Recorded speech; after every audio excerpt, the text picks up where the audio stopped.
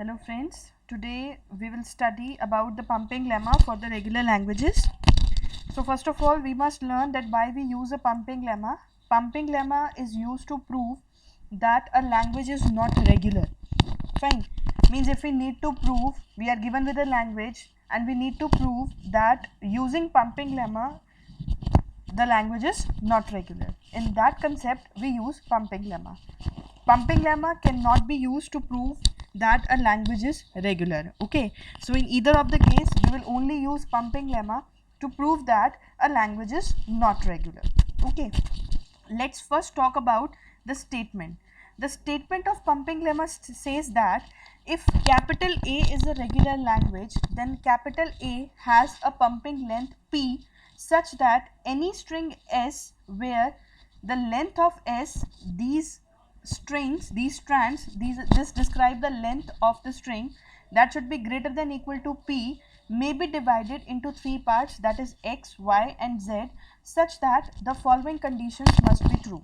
Okay, so when we need to prove that a pumping lemma is not regular, we need to specify three things. One is capital A, that will define a language. Second is capital P, that is we will take a pumping length to prove that a given language is not regular. Then any string capital S where the length of the string is greater than equal to P. Okay, that means the pumping length should be less than equal to S. Okay, that string that we are taking, that's length must be greater than the pumping length that you will take to prove that a particular language is not regular. Okay, so we will divide this particular string, the string that you will take, you will divide that particular string into three parts, that is X, Y and Z, and those X, Y and Z should satisfy the three conditions, that is X, Y ki power I, Z, that should belong to A, where I is greater than equal to 0. You will take an I, say for example you have taken I is equals to 2, I is equals to 3, so that I, if we increase that I, means if we are taking the value I is equals to 2 and that Y is incremented that number of times, that is I times, so that should belong to a regular language. The second condition states that the length of Y, that Y on which we are taking up the condition of I, that's length should be greater than is 0.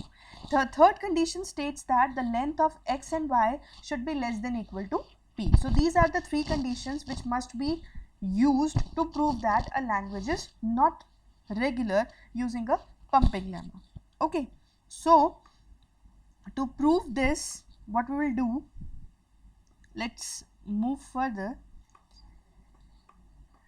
This, if we need to prove that a language is not regular using a pumping lemma, you need to follow these steps. By following these steps you can easily prove that a particular language, a given language is not regular.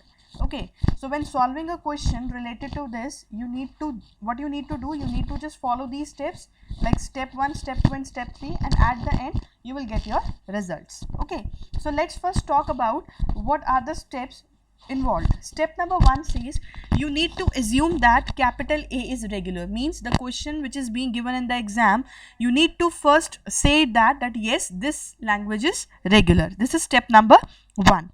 Step number 2 says that it has to have a pumping length. It has to have a pumping length means that is capital P, you need to take that capital P. Okay, that capital P will be taken by us.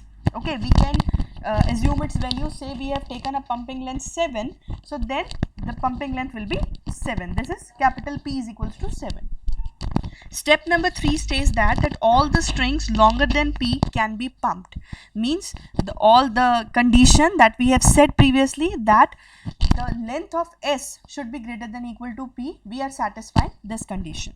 In step number 4 says we need to find a string capital S that belongs to capital A such that we can satisfy the condition that the length of S is greater than equal to P.